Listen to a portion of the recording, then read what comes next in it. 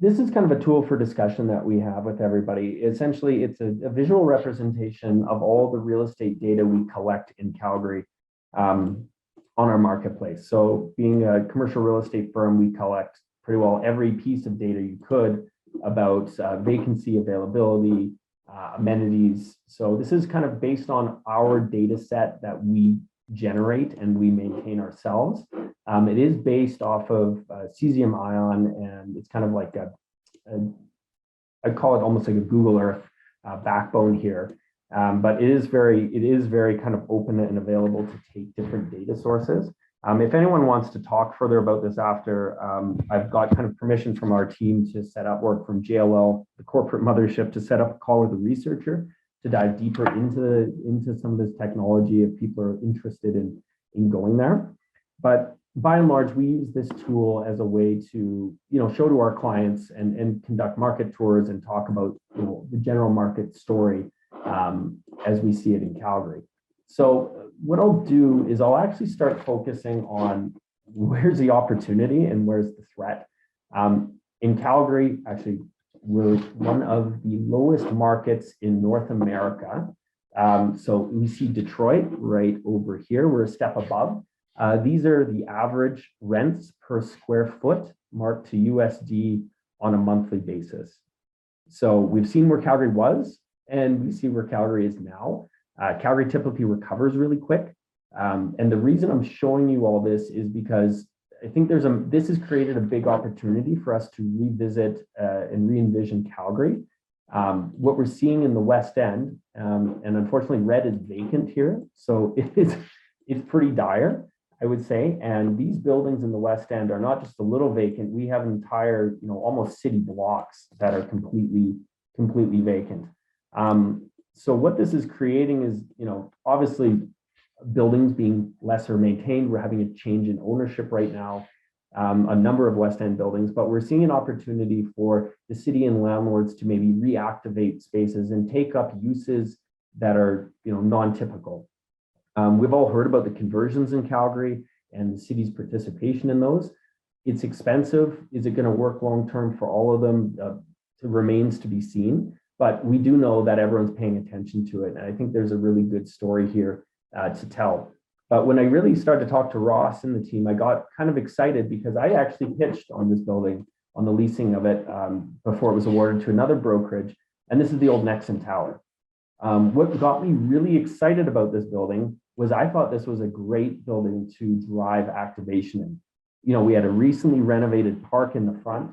We have an amazing foyer here. We're connected to the Plus 15. And I thought, hey, like what better way to drive leasing in the building? Because we've seen the experience elsewhere has been successful. We should drive experience here. We should drive experience in the park. We should also drive experience in the causeway here coming in from the Beltline. Like it is truly, I think it's kind of a hub for the West End. And we really felt strongly about this. Ultimately, the ownership was a smaller group in Calgary that owns this building. Partnered with a pension fund out of the East, and it kind of they're old school. It fell on deaf ears. So we're looking at this building now, and we're thinking that there's a massive opportunity here. So when I started talking about Ross and I talked to Derek, I think it's a fascinating opportunity in Calgary. And just truth be told, a lot of these assets are trading in the West End. These two buildings, these are the Husky Towers, Centennial or Western Canadian Place, North and South, have sold. The Nexon building is under contract now. We have a variety of other buildings, Canadian Center, and who knows, there's a few other rumors out there, but we're seeing that the ownership's going to change. And where I think this is, as a native Calgarian, very interesting, is that this is where the new beginnings are happening. This is where the new restaurants and bars of a chef that wants to go out on his own can, maybe get cheap rent and make something new. This is where, a tech company could potentially look at buying a building and really kind of writing their own path for it instead of being always a leasing aid or leasing from landlords. And I think there's a shift in the way we've done real estate in Calgary for that's underfoot right now. Just for example, about 70% of all these buildings downtown are owned by about 5 landlords. So in terms of concentration and the desire to change how we do things, it's been relatively low.